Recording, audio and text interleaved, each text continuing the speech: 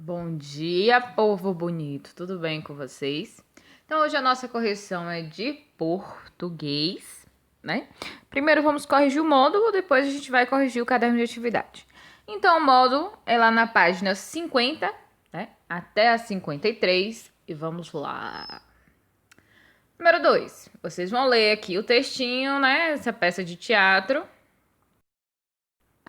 E assistir, provavelmente assistiram, uma aula sobre o texto gramático que a Pro publicou ontem. Então vamos lá. Questão 2. A primeira parte do trecho tem como subtítulo a história da peça. Qual é a função dessa parte? Então, qual é a função da parte do subtítulo, gente? Então, é contextualizar, né, o leitor a respeito dos fatos que serão narrados na peça. Então, ele faz uma breve contextualização, né, da peça, do que vai acontecer na peça. Quem são os personagens da peça? Então vamos lá. Catarina, Petrúquio, Batista Minola, Bianca, Lucêncio, Biodelo, Trânio, Grêmio, Hortêncio, Grúmio, Mercador, Vivêncio e outros. Então aqui, vocês acharem aí, coloca a prova, botar aqui para vocês corrigirem. Que nome estranho, não é, pessoal? Quando tiver outro gato, ele vai chamar Petrúquio. Então, número 4. Que personagens aparecem na cena apresentada? Trânio, Bianca e Catarina, né? Número 5. Qual a relação familiar dessas personagens? Elas são irmãs. Muito bem. Dos personagens da peça, 2 são pretendentes e um apaixonado por Bianca. Quem são eles? Grêmio e Hortêncio são pretendentes de Bianca, né? E o Lucêncio, ele é apaixonado por ela. Então, muito bem.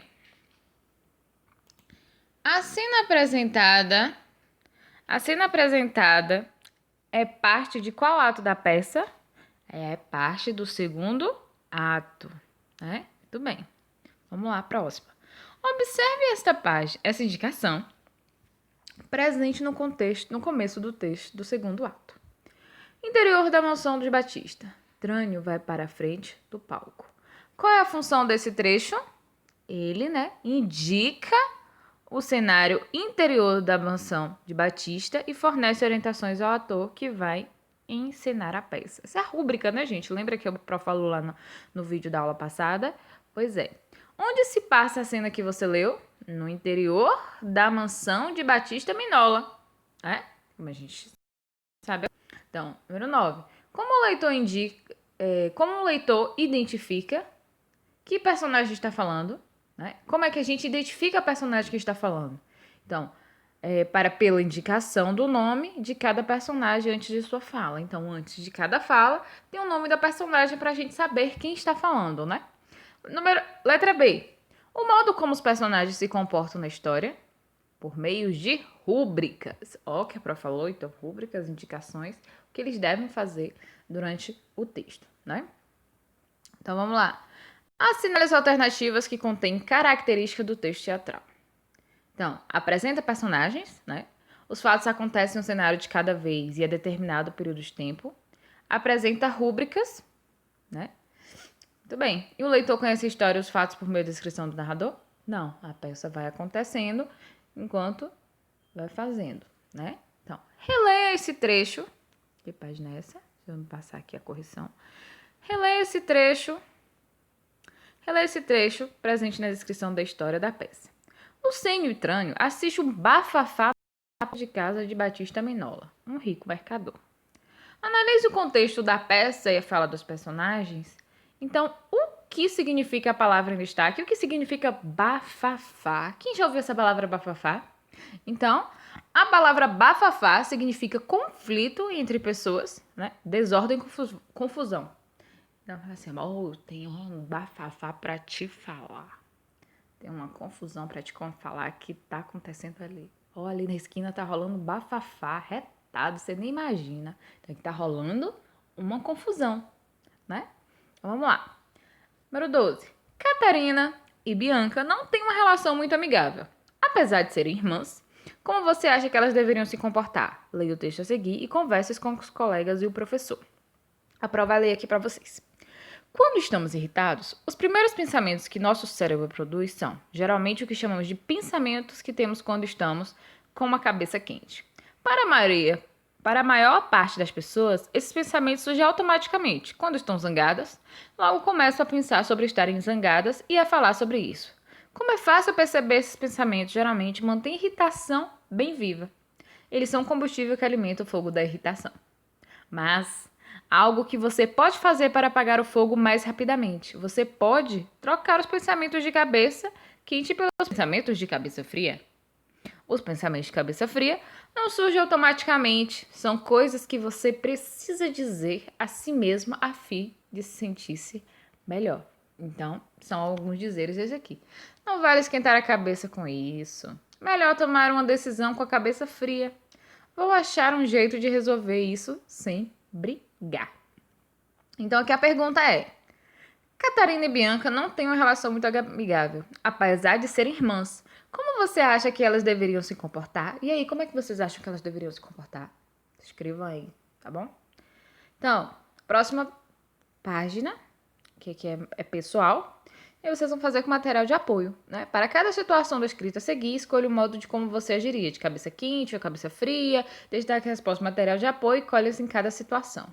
Aí você vai colar aqui se você fica com a cabeça quente ou se você fica com a cabeça fria em cada situação dessa, né? Então agora nós vamos lá para o caderno de atividade, para o vídeo não ficar muito longo e vocês não cansarem, então assista até o final. Tá certo? Então, cadê o livro?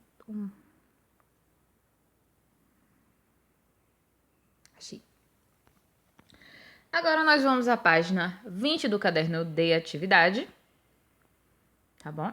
Então, página 20. Para a correção do caderno de atividades. 7:19. Texto dramático. Leia um trecho de uma peça teatral. Aí vocês vão ler esse texto, a Pro não vai ler, porque senão vai ficar muito grande o vídeo, né? Então, vamos lá. A primeira parte do trecho apresentado tem como subtítulo a sinopse, né? Qual é a função dessa parte que a gente viu agora, na instante, na questão anterior do módulo? Qual é a função dela? Apresentar os principais fatos que acontecerão na história, né? Então, você marquem aí. Número 3. Que personagens aparecem no segundo ato? Cabelos Brilhantes, Esther, Melinda e Meg, né? Eu tenho uma sobrinha cachorra que chama Meg. Número 4. O que há de fantástico nessa história? Os bonecos têm ações humanas, né? Como se percebe neste trecho. Os bonecos correm para junto de Melinda. Bem. Número 5. Todos os bonecos de pano apresentam as mesmas características? Justifique sua resposta. Não, todos são diferentes uns dos outros, né? Então, qual é o cenário desse segundo ato? Transcreva o trecho que o descreve. Então, o trecho que descreve uma sala de estar, mesa toda coberta com toalhas, cadeiras, um balcão e um sofá, né? Número 7. Quais são as principais características do texto teatral? Então, quais as principais características, meu povo? Então, apresenta personagens, né? E cenário. O leitor conhece os acontecimentos da história pelo diálogo. Lembra que a gente falou como é importante o diálogo numa peça teatral, né? Num texto dramático, né?